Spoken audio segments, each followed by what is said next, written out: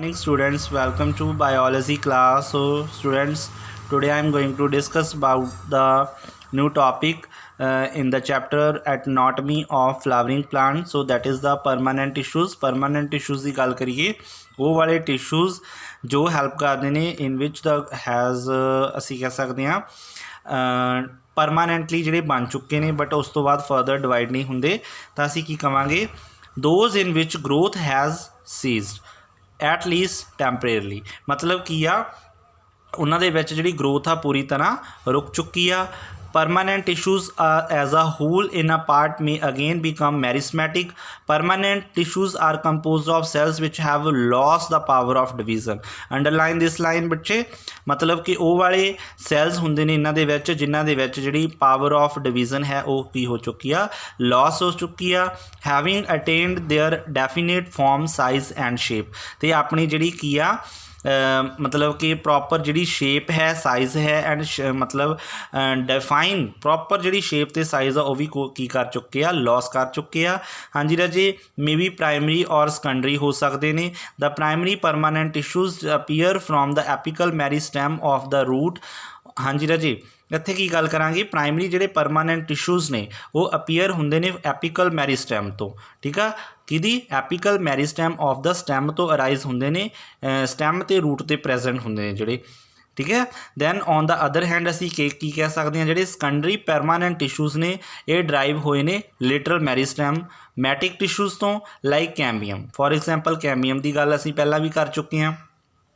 सो उस अकॉर्डिंग अगे असी देखांगे कि एक ही आ सिंपल तो कॉम्पलैक्स होंगे ने simple permanent tissues and complex permanent tissues. हाँ जी राजे किहदे ते डिपेंड करता basis on the constituent cells जो प्रेजेंट होंगे ने ठीक है। सो उस अकॉर्डिंग साडे कोले पहला आ जाता वा सिंपल परमानेंट टिश्यूज़।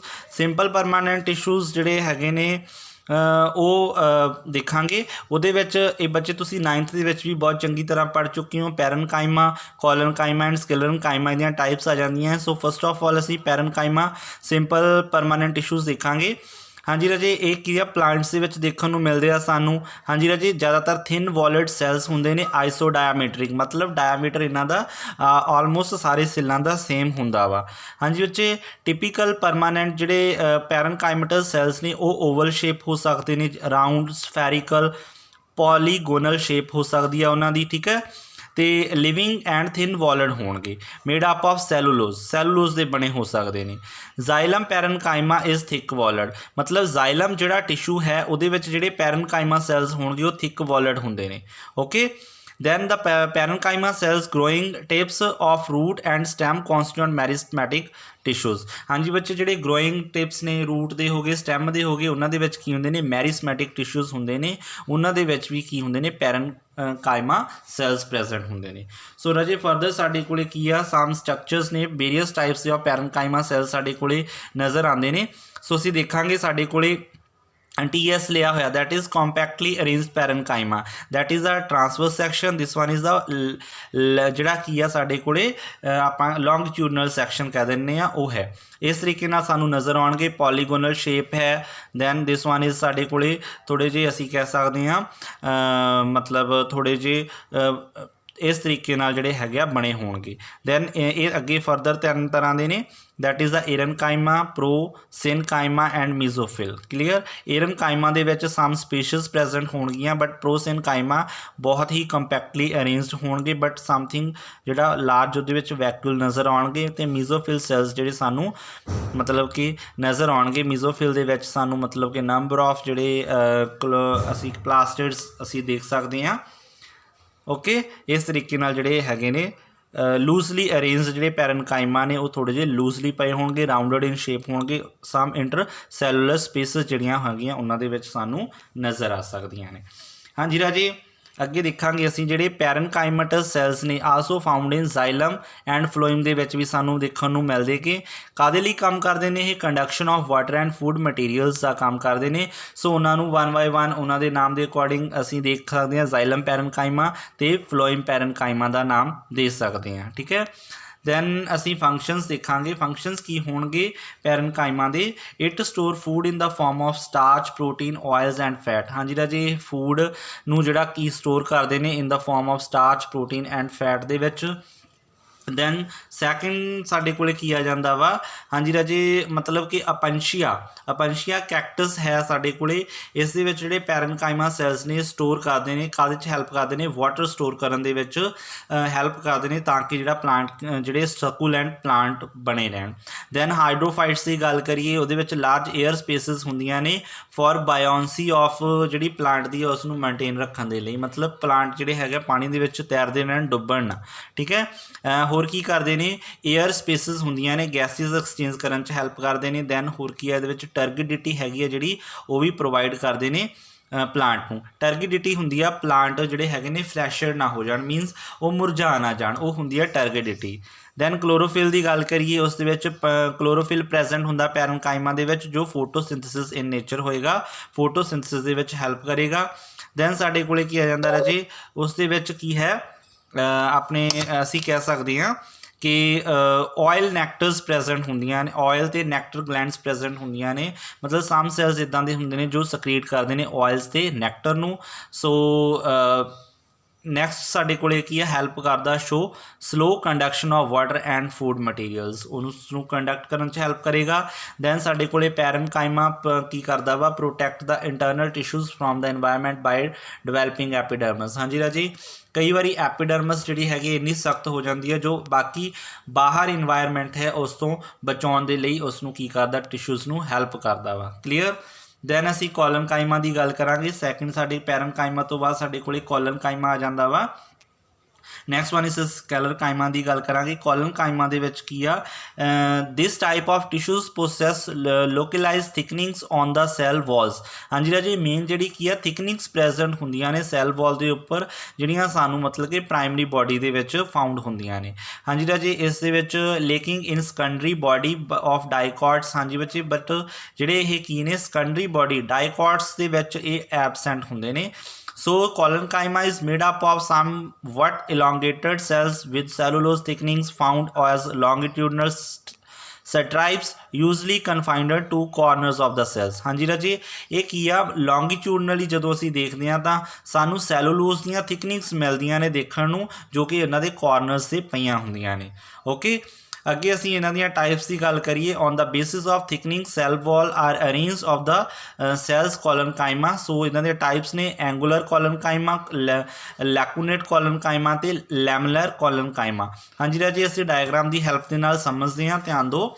साडे कोले पहला की है एंगुलर कॉलनकाइमा। राजे तुसी देख सकते हो कि साडे कोले सैल है, सैल के कॉर्नर्स जिहड़े हैगे ने की आ वो की होए हुए ने, सैलूलोज जिहड़ा हैगा उन्हां दे उपर डैपोजिट होया होया, जिहड़ा आ मतलब कि लाइनां बजियां होईयां ने, की शो कर रहा कि सैल के कॉर्नर्स उपर की होया होया वा, सैलूलोज डैपोजिट होया होया वा। हाँ जी राजी, जदों असीं लॉन्गिट्यूडनल सैक्शन दे विच देखांगे तो सानू इस तरीके नाल नज़र आउणगे, डैपोजिशन होई हुई सैल जिहड़ा हैगा प्रॉपर नहीं होएगा, मतलब वो शेप दे विच इरैगुलैरिटी होएगी बिकॉज ऑफ डैपोजिशन होई होएगी cellulose the on the walls of the जिहड़े कॉलनकाइमा सैल्स ने। सो एंगुलर दे विच सम एंगल्स ते जिहड़ा होएगा की होएगा, मतलब कि कॉर्नर्स के उपर डैपोजिशन हुई होए जी।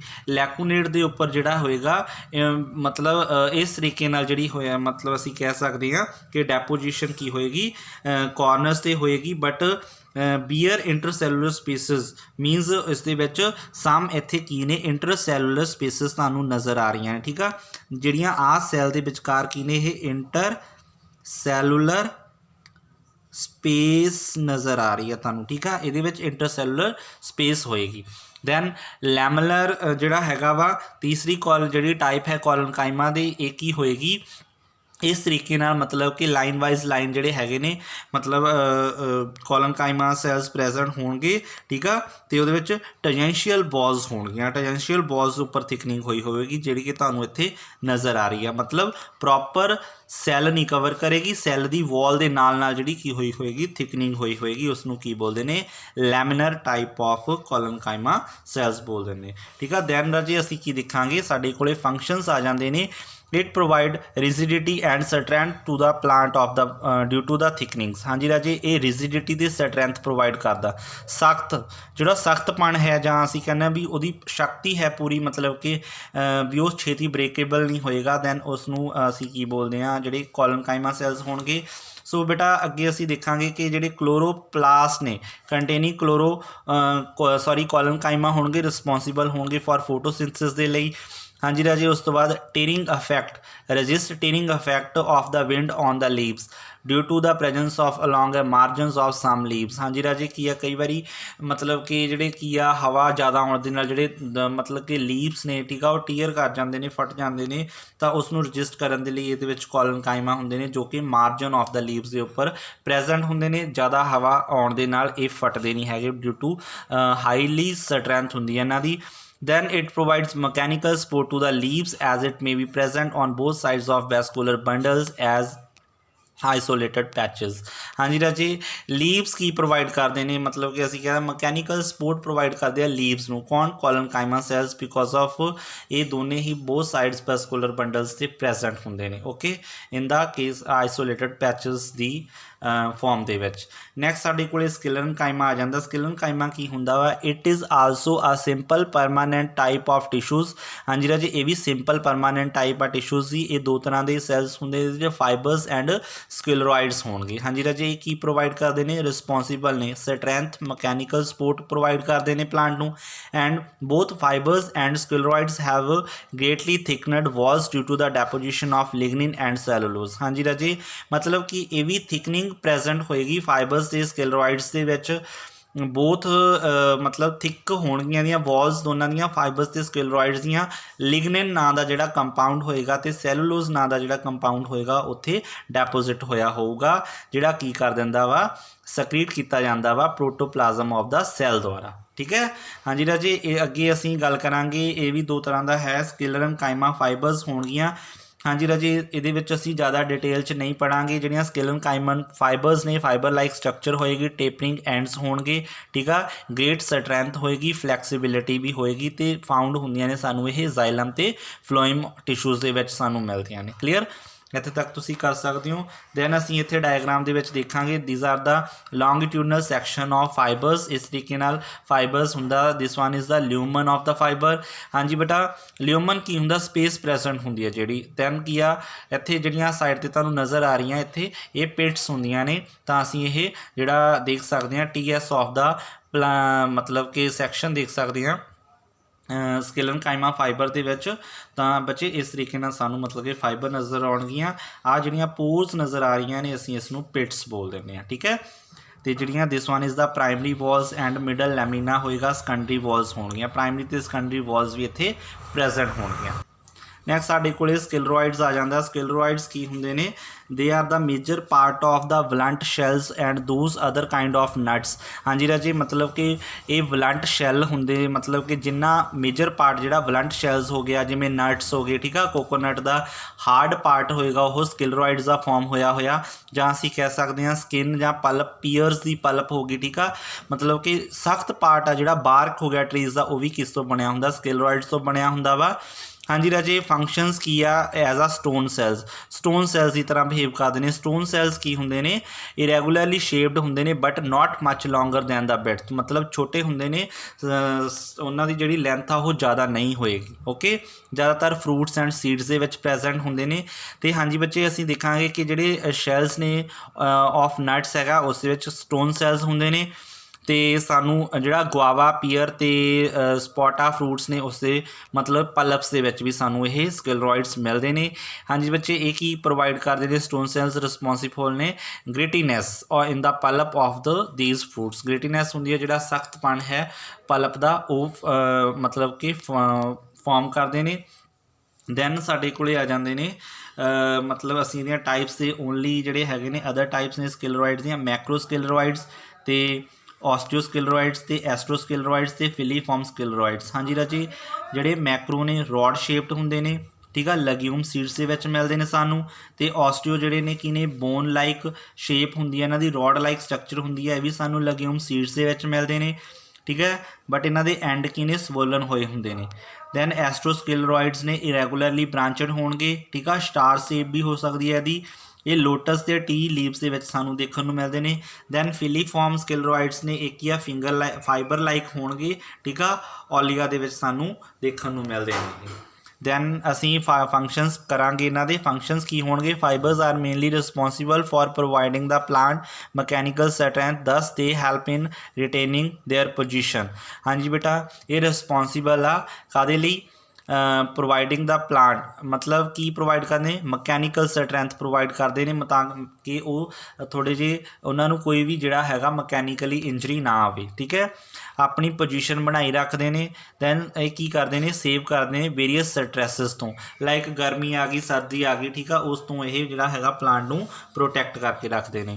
दैन बेटा साडे कोले की आ जांदा वा स्केलन कायमा जिहड़े हैगे ने लीव्स ने provide rigidity and saves it from the collapsing. हाँ जी बेटा, कोलैप्सिंग मतलब रिजिडिटी प्रोवाइड करते हैं, सख्तपन कह दो भी, कोलैप्स नहीं करते, पत्ते सुंगड़ते नहीं है इस नाल। Sclereids providing grittiness in the pulp of many fruits, जी सख्तपन है पल्प का, जी छिल्लड़ होंगे ने मतलब कि फ्रूट्स से असी कहने जोड़ा असी उतार के सिट दें उसनों मतलब कि ग्रिटीनेस प्रोवाइड करता वा, वो भी कौन होएगा? स्क्लेरॉइड होएगा। हाँ जी राजे, इस नाल साडा जिहड़ा मतलब कि सैकेंड साडे कोले टॉपिक सीगा जिन्हों असी कहते ने परमानेंट टिशूज़ दे विच परमानेंट टिशू सीगे वो कंप्लीट हो जाते हैं। सो नैक्सट करांगे असी complex permanent tissues. Thank you students.